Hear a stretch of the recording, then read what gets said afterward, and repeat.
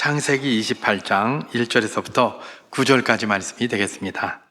이삭이 야곱을 불러 그에게 축복하고 또 당부하여 이르되 너는 가나안 사람의 딸들 중에서 아내를 맞이하지 말고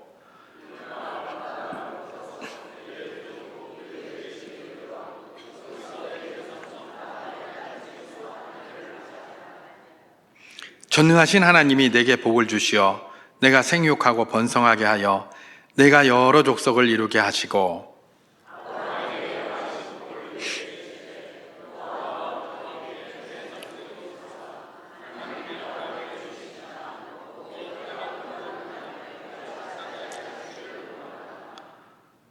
이에 이삭이 야곱을 보내매 그가 밧단 아람으로 가서 라반에게 이르렀으니 라반은 아람 사람 부두엘의 아들이요 야곱과 에서의 어머니 리브가의 오라비더라.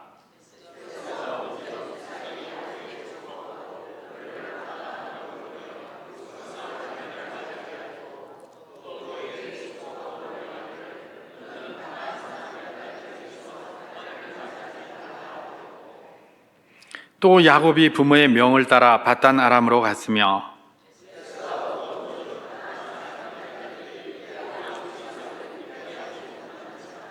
함께합니다. 이에 에서가 이스마엘에게 가서 그 본처들 외에 아브라함의 아들 이스마엘의 딸이요 느바요스의 누이인 마할랏을 아내로 맞이하였더라. 아멘. 우리는 지난 주일에 속임에 속임을 거듭하면서 무너져버리는 그 이삭과 리브가의 가정의 모습을 한번 살펴보았습니다. 첫 단추는 이제 남편 이삭이 잘못 채웠죠. 하나님의 뜻대로 하지 않고 그저 자기 소견에 옳은 대로 에서를, 하나님은 야곱을 장자로 축복하라고 했는데 에서를 장자로 축복하게 하려는 무리수를 두었고 또 그 아내 리브가는 어떻게 했습니까? 하나님의 뜻이 그게 아닌데 라면서 하나님의 뜻을 이루겠다는 명분하에 남편을 속이고 또 속이고 이러는 가운데 아주 그냥 가정이 풍비박산이 났습니다. 부모와 자식이 떨어지게 되었고 자식들은 서로 그냥 원수가 되어서 죽이려고 하는 그런 상황이 되어서 뿔뿔이 흩어졌던 것이 지난 주일에 우리가 살펴봤던 그런 말씀인 것이죠. 여러분, 인생들의 이런 잘못된 생각이나 욕심 때문에 왜곡되고 부서져 버릴 것만 같았던 하나님의 뜻이 뭡니까? 야곱을 통해서 그 언약을 계승해 나가는 그것이었습니다. 이 가정의 겉모습만으로는 딱 봤을 때에는 야, 이거 하나님 뜻이 세워지겠나? 저렇게 뿔뿔이 흩어지고 다 무너졌는데 저 하나님의 뜻이 저기 세워지겠나? 이렇게 생각이 될 가능성이 참 많습니다. 근데 그럼에도 불구하고 하나님의 뜻은 이삭이나 리브가의 그 의지와 그 논리와 노력과는 상관없이 이루어져 갔다는 것이 바로 성경이 우리에게 계속해서 이야기해 주고 있는 것입니다. 오늘 본문이 바로 그것을 잘 이야기해 주고 있는데요. 오늘 본문 창세기 28장 1절과 2절 말씀을 제가 한번 봉독해 보도록 하겠습니다. 이삭이 야곱을 불러 그에게 축복하고 또 당부하여 이르되 너는 가나안 사람의 딸들 중에서 아내를 맞이하지 말고 이렇게 기록합니다. 일어나 밧단 아람으로 가서 내 외조부 부두엘의 집에 이르러 거기서 내 외삼촌 라반의 딸 중에서 아내를 맞이하라 그렇게 기록하고 있죠. 원래는 뭡니까? 리브가의 본 목적은 결혼 문제로 가는 게 아니라 형 에서와 동생 야곱이 서로 갈등하면서 죽겠으니까, 둘 다 죽겠으니까 이걸 잠시 이 갈등 국면을 좀 회복해보자. 좀 시간을 좀 줘서 서로 냉각기를 좀 갖게 하자. 그래서 임시 방편으로 그렇게 한 것이 목적이었어요. 밧단 아람으로 보내는 게. 그런데 남편한테는 속였죠. 뭐라고 속인 겁니까?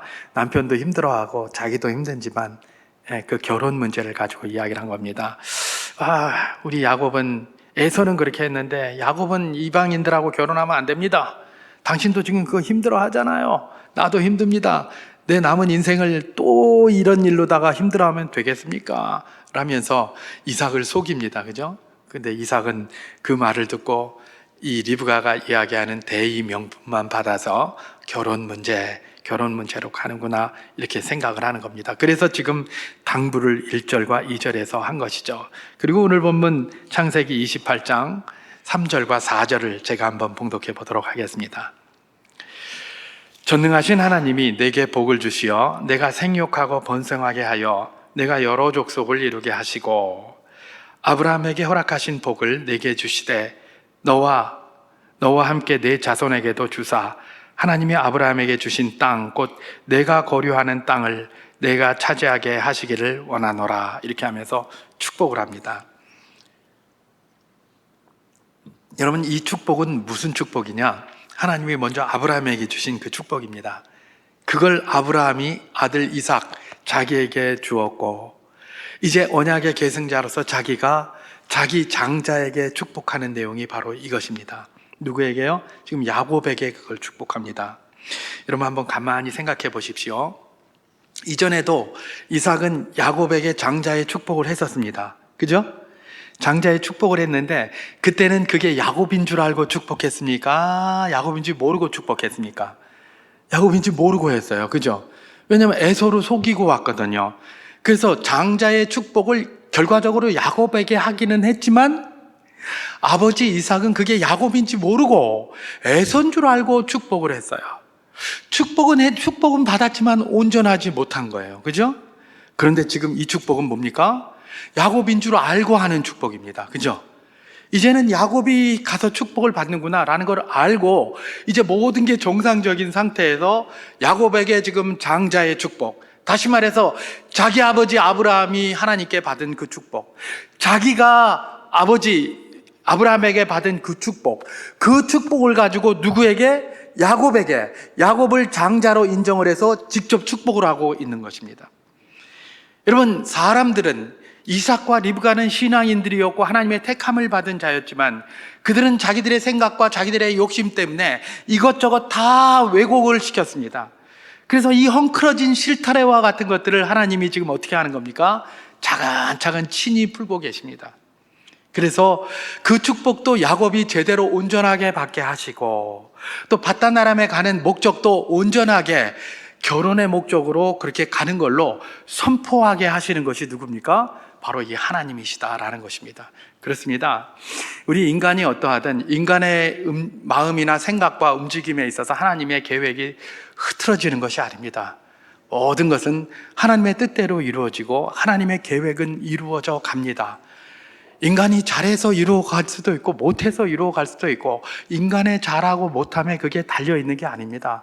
하나님의 뜻대로 세상 모든 것이 움직여 간다라는 사실을 우리는 늘 기억해야 하는 것입니다. 그러면 이런 생각이 들 수 있습니다. 아니 그러면 우리가 뭐고? 하나님이 알아서 다 하면 우리는 마음대로 해도 되겠네. 우리하고 상관없는데 우리가 이거 맨날 이걸 들어서 뭘 하겠노? 예, 이런 생각이 들 수 있어요. 예, 맞습니다. 그런 생각이 들 수 있습니다. 그런데 말입니다. 우리가 그런 생각을 하고 앉아 있으면 안 됩니다. 왜 그렇습니까? 예, 하나님의 뜻은 반드시 이루어져 갑니다. 이루어져 가는데요. 우리가 그 하나님의 뜻이 이루어져 가는 데에 선하게 쓰임 받을 수도 있고요. 악하게 쓰임 받을 수도 있고요. 그 다음에 그도 저도 아니게 쓰임 받을 수 있는 겁니다. 그렇기 때문에 우리가 이런 것들을 기억해야 하는 겁니다. 하나님의 뜻은 반드시 이루어집니다. 근데 그 뜻이 이루어지는 데 있어서 내가 선하게 쓰임받을 수도 있고요. 악하게 쓰임받을 수도 있고요. 그도 저도 아니게 쓰임받을 수도 있는 거예요. 여러분, 우리는 예수님의 십자가에 대해서 그런 이야기 많이 합니다. 아니, 그런 소리를 많이 우리가 하는 게 아니라 그런 말을 많이 듣죠.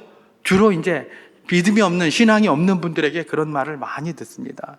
아니, 예수님이 십자가에 가는 게 하나님의 뜻이라며. 맞죠? 하나님의 뜻이에요. 그럼 가룟 유다를 왜 욕하노? 어차피 십자가에 갈 건데 가룟 유다 왜 욕하고 앉았노? 그런 말 하는 거예요. 왜 본디오 빌라도에게 고난을 받아? 그런 말 뭐하러 하노? 어차피 십자가에 갈 건데 본디오 빌라도에게 고난을 받든 말든 그게 뭔 상관인데 계속해서 본디오 빌라도를 주님 다시 오시는 그날까지 교회가 존재하는 한 신앙 고백으로 계속해서 예배할 때마다 그걸 고백하게 하노? 그런 이야기 많이 듣죠? 종종 듣습니다. 예, 맞습니다.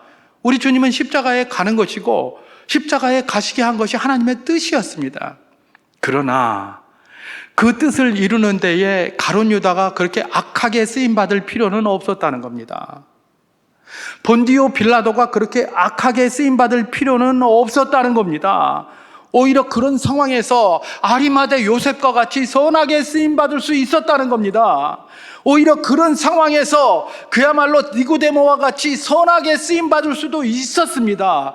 그런데 자기들이 악하게 쓰임받은 거예요. 그걸 가지고 그들에게 왜 탓하냐? 그게 무슨 말입니까? 여러분, 우리가 잘 아는 것처럼 에스더서를 한번 기억해 보시기 바랍니다. 아말렉 사람 하만이 이스라엘 모든 백성들을 죽이려고 했습니다. 그럴 때에 그 괴계를 알고 있었던 이 모르드게가 누구에게? 에스더 황후에게 와서 요청을 하죠. 만남을 요청한 다음에 넷이 하닥이 와서 이야기를 해주니까 그런 내용들을 그대로 전합니다. 뭐라고 전합니까? 지금 하만이 이렇게 해서 우리를 다 죽이려고 하는데 아하수에로 왕에게 이야기를 해서 이 하만의 악한 괴계를 좀 막아달라, 그렇게 얘기를 했습니다. 그랬더니 에스더가 뭐라고 얘기를 합니까? 그거는 좀 어렵다. 왜냐하면 지금 왕이 나를 부르지 않은 게 한 달이나 됐는데, 만약에 왕이 부르지 않았는데 내가 마음대로 왕 앞에 나아가면 그 자리에서 즉결 처분을 받게 된다. 즉각 처단을 당할 수 있다. 오직 살아남는 방법은 내가 나갔을 때 왕이 금호를 내밀어야, 그래야 내가 살아남는데, 만약에 안 내민다면 나는 그 자리에서 죽는다. 그런데 지금 왕이 나를 안 부른 지가 한 달이나 됐다. 근데 금호를 안 내밀면 어떡하노? 그러면서 이야기를 하잖아요. 그때에 이 모르드게가 뭐라고 이야기를 합니까? 너는 왕궁에 있으므로 지금 모든 게 다 편안하니까 그런 거 모르는 것 같은데, 하나님은 우리 이스라엘 백성들 구원할 거다? 구원할 건데 네가 안 한다면 하나님은 다른 데로 말미암아 우리를 구원할 거다. 이게 이 모르드게의 고백입니다. 다른 사람으로 말미암아 우리를 구원할 거다. 그러나 너와 내 집은 멸망하리라. 이게 모르드게의 선언이었어요. 그러니까 에스더가 어떻게 합니까? 그래, 그러면 수산에 있는 모든 백성을 모아서 3일 동안 금식하게 하소서. 내가 그러면 왕 앞에 나가겠습니다. 죽으면 죽으리이다 라고 갔을 때에 그가 금호를 내밀었어요. 여러분, 이게 뭘 이야기를 하는 겁니까? 모르드게가 선언한 것처럼 말입니다. 하나님의 뜻은 내가 안 하면 다른 사람을 통해서 그 일이 이루어져 갑니다. 그런데 그 뜻이 이루어져 가는 것에서 받는 복 또는 여러 가지 은혜는 누가 누리는 겁니까? 다른 사람이 누릴 수밖에 없는 거예요. 내가 못 누리는 거예요. 그러니까 하나님의 뜻은 반드시 이루어져 갑니다. 내가 안 한다고 그게 안 이루어지는 게 아니에요. 내가 부족하다고 그게 안 되는 게 아니에요. 내가 엉터리 같다고 해서 그게 흔들리는 게 아닙니다. 반드시 이루어집니다. 다만 뭡니까? 내가 기도해야 될, 그러면 내가 기도해야 될 이유가 뭐냐? 내가 기도해야 할 이유는 그 하나님의 선하신 뜻, 그 이루어가는 데에 선한 도구로 쓰임받게 하여 주시옵소서. 에스더와 같이 선하게 쓰임받게 하여 주시옵소서. 저 가룟 유다나 본디오 빌라도처럼 악한 날에 악하게 쓰임받지 않도록 인도하여 주시옵시고, 하나님의 선하신 뜻을 이뤄가는데 내가 에스더처럼 귀하게 쓰임받고, 니고데모처럼 귀하게 쓰임받고, 아리마대 요셉처럼 귀하게 쓰임받게 하여 주시옵소서. 그런 기도를 해야 되는 것 말입니다. 그게 이런 말씀을 통해서 우리가 먼저 받아야 할 도전이라는 것입니다. 여러분, 그렇습니다. 하나님은 인생이 만들어 놓은 헝클어진 실타래와 같은 그런 것들을 차근차근 다 부셔서 하나님의 뜻을 아름답게 이루어 가시고 온전하게 이루어 가십니다. 우리가 그렇게 기도해야 할 것입니다. 하나님 뜻이 이루어지는데 선하게 쓰임받게 하여 주시옵소서. 부족합니다. 선하게 쓰임받게 하여 주시옵소서. 이렇게 기도해야 되는 것이죠. 한편 그렇게 그런 축복을 받고 온전한 이제 축복을 아버지에게서 받고 야곱은 바다나람으로 떠나게 됩니다.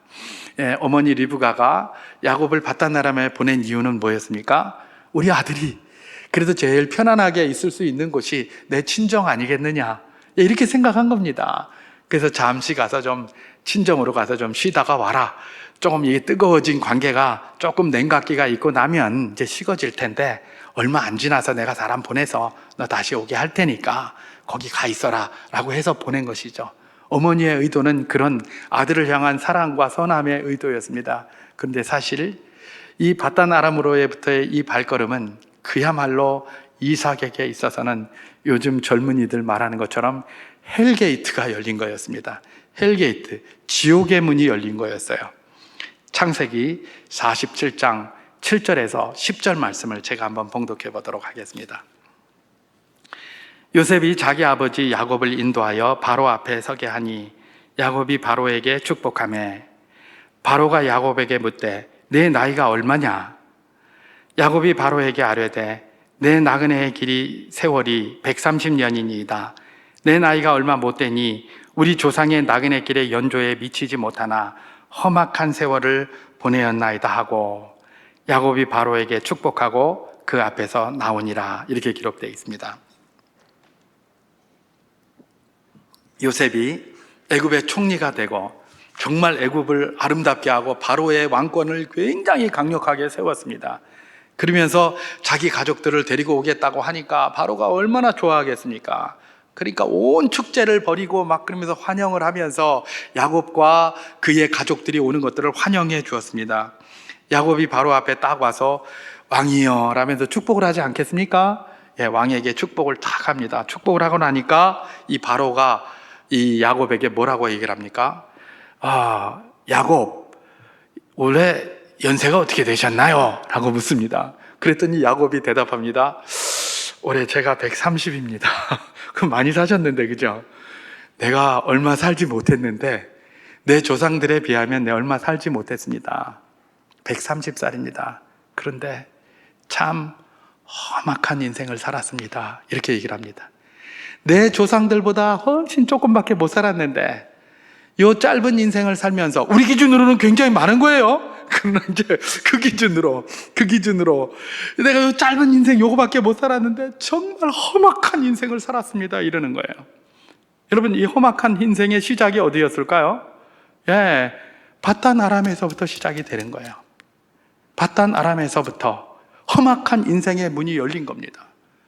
어머니는 거기 가서 편안하게 좀 있으라고 보냈는데 편안하게 있는 것이 아니라 거기가 바로 야곱의 무덤이었다는 겁니다.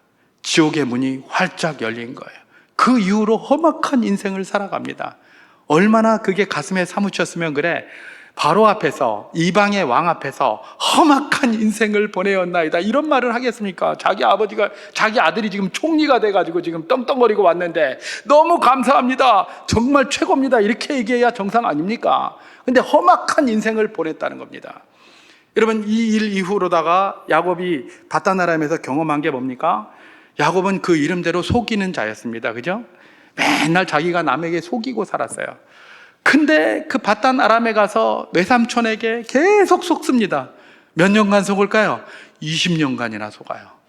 속고 또 속고 속고 또 속고 일 열심히 해놓는데 속아가지고 임금도 한 푼 못 받고 돈도 한 푼도 못 받아요. 그래서 마지막에 아내가 둘이 있고 아들들이 많이 생겼는데 이걸 먹여 살리려고 하니까 재산이 하나도 없는 거예요. 그래서 그때 조금 수를 쓰잖아요. 뭐 신풍나무하고 단풍나무 뭐 이래 해가지고 속임수를 좀 써가지고 자기 재산을 좀 차지하게 돼요. 그러나 임금 한 푼 못 받고, 물론 아내를 얻었습니다마는 두 아내를 얻기 위하여 14년 동안 그야말로 임금 한 푼 못 받고 착취당한 게 누구예요? 야곱이에요. 그리고 계속 속임만 당했어요. 계속 속임 당하고, 그게 뭐예요? 야곱이었단 말이에요. 예, 원래 속이는 자였는데 너는 속였느냐? 너도 한번 속임을 받아봐라. 하나님의 그런 훈련 방법이신 것 같아요. 속으면서 계속해서 20년을 살았다. 그게 이 머리에서 지워지질 않는 겁니다. 험악한 세월을 보내었나이다. 그 이후로 계속해서 험악한 인생이 펼쳐집니다. 계속해서. 여러분, 바단 아람, 사람의 생각과는 상관없이 그런 헬게이트가 열린 험악한 인생의 서문이 열린 그 바단 아람, 그럼에도 불구하고 왜 이삭과 리브가는 바단 아람을 이렇게 고집하는 것일까요? 왜 아브라함과 사라도 사실 그랬잖아요. 그죠? 바단 아람을 계속 고집했습니다. 그죠? 아브라함과 사라도 그랬어요. 그래서 자기 아들 이삭을 결혼시킬 때에 자기의 종 엘리에셀에게 뭐라고 얘기를 합니까? 야, 엘리에셀 니 이리 와라. 우리 아들 저 하나밖에 없는 저 독자, 저 이삭을 이제 장가 보내야 되겠는데 며느리를 바단 아람에 가서 불러와라. 이렇게 이야기를 했습니다. 그러면서 혹시 중간에 가서 아무나 데리고 올까봐 네 이리 와라. 그래가지고 환도뼈에다 손을 넣고 맹세해라. 하나님 앞에 반드시 바단 아람에 가서 내 며느리를 불러오겠다고 약속해라. 이래놓고 보내잖아요. 이건 뭐예요? 이 아브라함도 또 사라도 역시 마찬가지로 바단 아람을 계속 고집했다는 겁니다. 그죠? 근데 아들 이삭도 지금 뭐예요? 계속해서 바단 아람을 고집하고 있어요. 야곱에게 있어서는 헬게이트가 열린 거고 지옥문이 열린 것과 같은데, 그럼에도 불구하고 계속해서 바단 아람 이렇게 얘기를 하는 거예요. 그러면서 명분이 뭡니까? 결혼을 가서 바단 아람에게 가서 우리 친족 중에서 데리고 와서 결혼해야 된다. 바로 그런 이야기였습니다. 여러분, 그 당시에 많은 사람들이 다 친족 결혼을 했었습니다. 그 주변에 있는 사람들도 다 그랬어요. 왜냐하면 그래야 자기를 이해하기 쉽고 자기가 서로 잘 알고, 그러니까 그렇게 결혼을 한 것 아니겠습니까? 그런데 그것만 가지고 이삭과 리브가가 바단 아람을 고집했다고 보면 약간의 문제가 있습니다. 그래서 제가 오늘 메시지의 제목을 왜 바단 아람인가 라고 붙이고 그 이유를 한번 살펴보기 위해서 이렇게 준비를 한 것입니다. 왜 바단 아람인가? 왜 이렇게 바단 아람을 고집하고 있는가? 단지 동족을 위한 것인가? 단지 동족을 위한 것이라면 더 좋은 방법이 있습니다. 어떤 방법입니까? 오늘 본문 창세기 28장 6절에서 9절을 제가 한번 봉독해 보도록 하겠습니다. 또 그에게 축복하고 명하기를 너는 가나안 사람의 딸들 중에서 아내를 맞이하지 말라 하였고, 또 야곱의 부모의 명을 따라 바단 아람으로 갔으며, 에서가 본즉 가나안 사람의 딸들이 그의 아버지 이삭을 기쁘게 하지 못하는지라. 이에 에서가 이스마엘에게 가서 그의 본처들 외에 아브라함의 아들 이스마엘의 딸이요 느바요의 누이인 마할랏을 아내로 맞이하였더라. 이렇게 되어 있습니다. 하도 아버지와 어머니가 바단 아람을 강조하고 이렇게 하니까 동족을 강조하는 줄 알고, 자기는 처음에 헷 사람들하고 막 결혼을 했다가 이제 누구예요? 자기 동족인 아브라함 할아버지의 아브라함의 아들인 이스마엘의 딸들, 그 누이들, 그런 것들 데리고 와서 동족 중에서 결혼을 한 거예요. 이 말은 뭐냐 하면 굳이 바단 아람으로 갈 필요가 없다는 거예요. 이스마엘의 딸들 데리고 결혼시켜도 됩니다. 단지 동족만이었다면. 그죠? 그리고 단지 동족만이었다면 이스마엘의 딸만 있습니까? 아브라함의 후처가 있었습니다. 후처가 누구죠? 그두라예요. 그두라에게서 낳은 아들 이름이 6명이나 기록되어져 있어요. 그들에게 얼마나 많은 딸이 있었겠습니까? 아니, 그들에 데리고 오면 되잖아요. 그죠?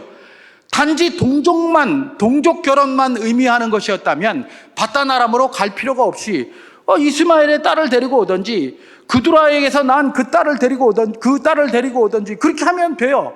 근데 왜 바단 아람이냐는 겁니다. 여러분, 바단 아람이 얼마나 먼가?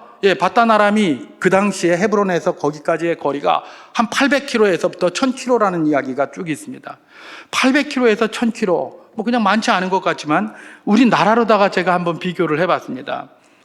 제가 네이버에 이렇게 딱 쳐보니까 1000km 정도 되면 어느 정도 될까 해서 이렇게 쳐봤더니 우리나라 저기 제주도 밑에 있는 남단인 마라도에서부터 함경북도 온성이라고 있습니다. 우리 이 한반도 지도를 보면 제일 꼭대기가 온성입니다. 그 온성까지 거리가 1146km라고 합니다. 1146km. 마라도에서 온성까지가. 그러니까 이게 바다는 빼버리고 부산에서 올라간다면 온성까지 하면 한 1000km 가지 않겠습니까? 그죠? 한 그 정도 갈 거예요. 그럼 800km라고 하더라도 함경남도 원산까지는 될 거란 말이에요. 그죠? 그러니까 그 거리가 어디예요?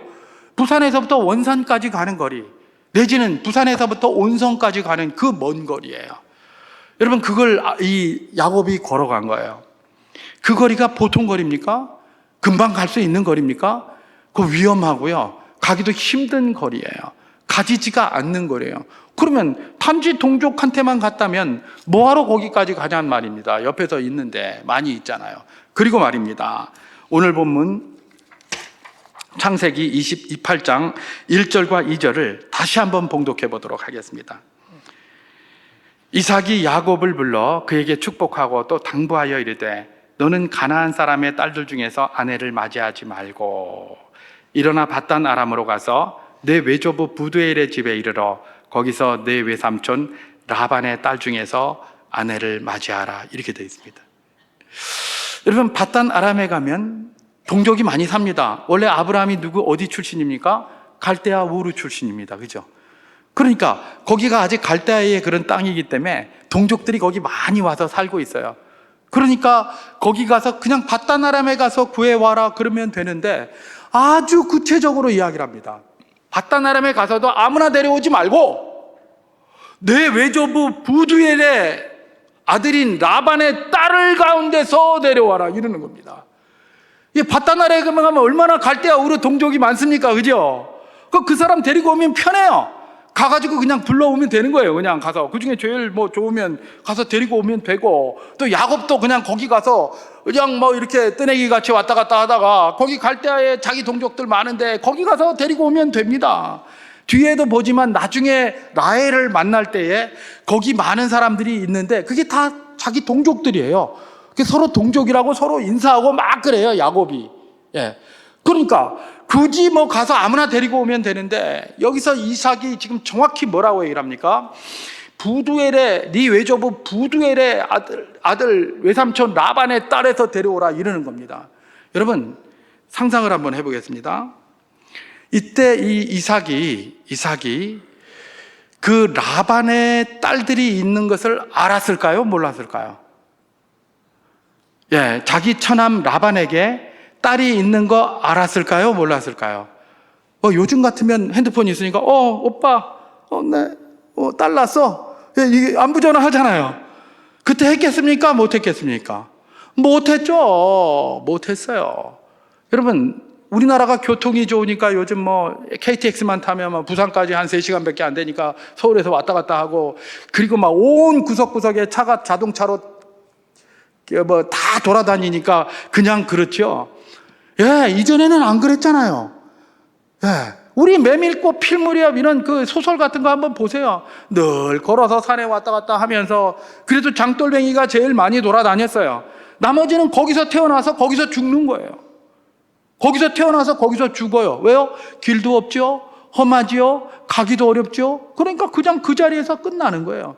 다시 말해서 옆에서 누가 무슨 일이 있다, 큰 일이 있다 알 길이 없습니다. 알 길이요. 여러분, 미국에 보면 대평원이잖아요. 땅이 넓잖아요. 그죠? 그런데 보면 어떤 문제가 있습니까? 그런데 역사들을 이렇게 쭉 보면 결혼을 해도요, 부모한테 결혼한다는 얘기도 못해요. 알리지를 못해요. 왜냐하면 결혼하는데 언제 결혼한다 그러면 니하고 나하고 결혼하자 이랬으면 오케이. 그러면 편지에다가 아버지 내 옆집에 사는 누구하고 결혼합니다. 그러면서 오면 우편마차 같은 거 이렇게 오면 거기다가 딱 보내줘요. 그러면 아버지는 그 우편마차에서 편지를 받으면 이미 결혼식 끝났어요. 그죠? 우리나라 같으면 뭐라고 그러겠습니까? 이런 호로 자식. 아버지한테 연락도 안 하고 결혼을 해? 분명히 그랬을 거예요. 우리나라니까 그런 얘기해요. 옆에서 가까이 사니까. 그런데 그런 데는 그런 걸 이야기할 수가 없어요. 여러분, 미국 사람들이나 이런 사람들이 자기 개인적으로 막 가서 결혼하고 부모에게 알리지도 않고 막 한다, 이걸 굉장히 해서 마치 그게 트렌드처럼 생각하는데 그렇지 않습니다. 그건 역사를 몰라서 하는 소리예요. 그건 땅덩어리가 넓어서 서로 소통이 안 되는 거예요. 그러니까 할 수 없이 그렇게 하는 거지.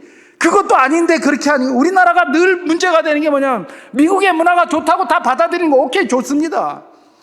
그런데 그들의 문화는 우리가 알지 못하는, 우리가 이 좁은 땅덩어리에 살면서 이렇게 공동체, 가족 공동체, 친족 공동체로 끈끈이 묶여져 있는 이런 나라 사람들이 알지 못하는 그런 삶을 그들이 살면서 했기 때문에 부모 자식 간에도 그렇게 끈끈한 것도 없고 그런 게 그런 거예요. 근데 마치 그것이 다 그런 것처럼, 그게 정상적인 것처럼 이렇게 생각하면서 거기서 좋다고 그러면 무조건 여기 가져와서 적용하려고 그러고 말입니다.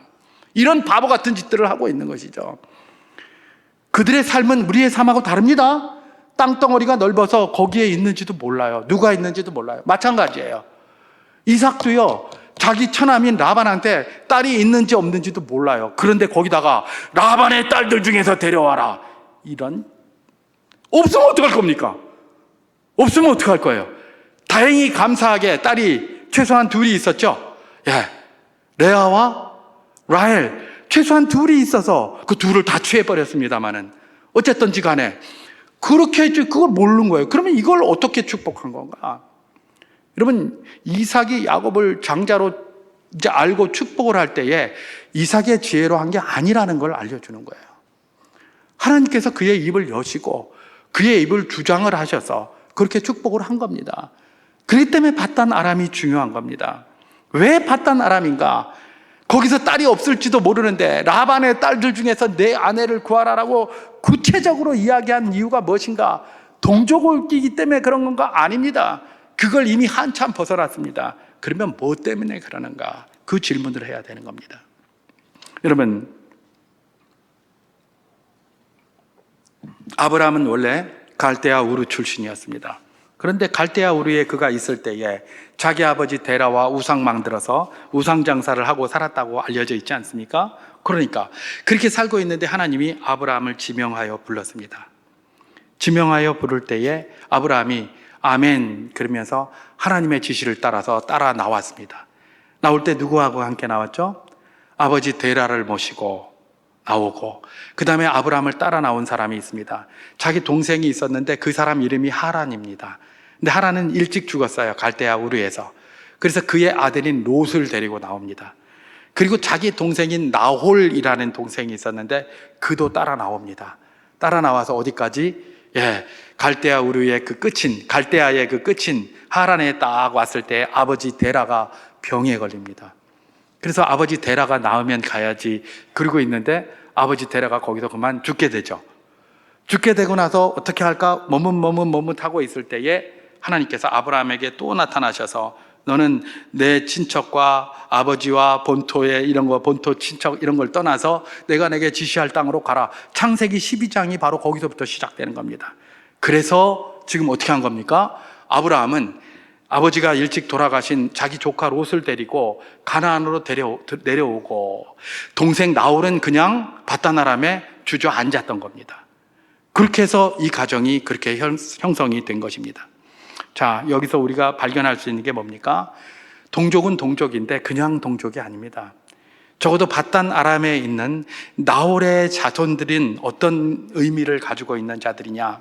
그들은 하나님의 부르심에 반응하여 아브라함을 따라서 갈대아 우르를 떠났던 사람들입니다. 그냥 이런 사람들이 아닙니다. 밧단 아람에 있는 그 사람을 고집하는 이유가 있습니다. 하나님이 부르실 때에 그 부르심에 응답하여 같이 갈대아 우르를 떠나서 하란까지 온 사람들입니다. 물론 그 사람들의 삶이 별 좋지 않아요.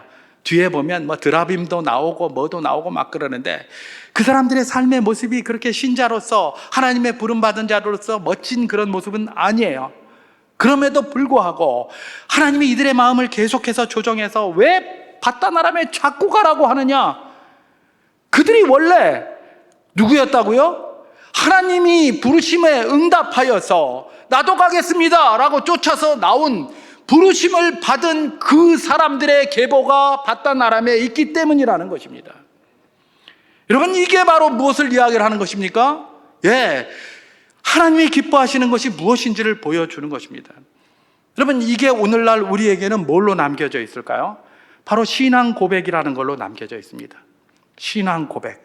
신앙 고백을 한 그 사람들에게 이 모든 것들이 진행되고 있다는 겁니다. 여러분, 우리도 말입니다. 교회가 역사를 한번 쭉 보십시오. 우리가 날마다 예배할 때에 사도신경을 암송합니다마는 그게 신앙 고백 아닙니까? 교회는 신앙 고백의 공동체예요. 그리고 여기 세례를 받고 모든 것들 하는 것들은 다 신앙 고백을 하는 것에서부터 출발을 합니다. 교회는 신앙 고백을 너무나 중요시해요. 왜요? 하나님이 그러셨기 때문에 그래요. 신앙 고백은 신약 시대에, 아니 그 이후에 무슨 교부들이 만들고 무슨 이런 사람들이 만들었다? 아닙니다. 아브라함 때부터 이미 그게 있었습니다. 아브라함 때부터. 그래서 우리에게 뭐라고 이야기를 하십니까? 하나님은 너희는 믿음이 있는 아브라함과 함께 복을 받느니라. 아브라함이 신앙 고백적 공동체의 출발점이었습니다. 그리고 언약의 계승자로서 그 자손들에게 계속해서 신앙 고백을 하는 그것을 끝까지 이어지게 했던 겁니다. 그래서 이삭과 리브가가 비록 부족하고 연약한 부분이지만 그래도 위대하고 칭찬할 만한 사람인 이유가 무엇입니까? 언약의 계승자로서 자기 아들을 야곱을 세우고 그는 최소한 신앙 고백적 전통을 이어가게 해야 된다는 것들이 그의 머릿속에 가득 차 있었기 때문에 그렇습니다. 그래서 바단 아람입니다. 딸이 있는지도 모르는데 가서 라반의 딸을 데리고 와야 된다. 라반의 딸을 데리고 와야 된다. 예, 그렇게 한 겁니다. 그리고 뒤에 가서 우리가 살펴보겠지만 여러분 이삭과 리브가만 해도 아들을 둘 낳습니다. 에서하고 야곱이죠. 그 중에 택함 받은 자가 누굽니까? 야곱입니다. 그런데 여러분 한번 보십시오. 이 야곱은 어떻게 됐습니까? 아들이 12 있었어요. 그죠? 근데 그 12은 그야말로 본처인 레아와 라헬에게서 낳은 것은 8명이에요. 나머지는 후처에서 낳은, 후처죠. 종에게서 낳은 거예요. 후처에게서 낳은 아들이 또, 예, 거기 또 있어요. 그죠? 그래서 이 8명에다가 4명, 2명씩 해가지고, 4명 해가지고 12명이에요. 빌하가 낳은 것과 실바가 낳은 것이 있어요. 실바가 낳은 아들들이 누구일까요? 갓하고 아셀입니다. 이것만 먼저 외우면 그 다음에는 쉬워요. 빌하가 낳은 게 나머지겠죠. 단과 납달이겠죠. 그러면 실바가 낳은 게 갓하고 아셀인지 어떻게 아느냐? 외우는 방법이 있습니다. 실바가 시옷이잖아요. 갓도 시옷이고 아셀도 시옷이에요. 이렇게 외우시면 돼요. 이게 외우는 방법이에요. 그러니까 실바가 낳은 게 누구예요? 갓, 아셀, 시옷 들었잖아요. 그죠? 그러면 나머지는 단과 납달리는 빌하가 낳은 거 아닙니까? 그죠? 이게 이제 제가 성경을 암송하고 이렇게 하는 그런 방식들인데, 예, 그런 사람들까지 12명이 모두 다 하나님의 택함을 받은 거예요. 심지어 후처에게 낳은 단 납달리, 갓 실바가 아니라 갓 아셀, 이 4명까지 전부 다 뭐예요? 하나님의 택함을 받는 겁니다.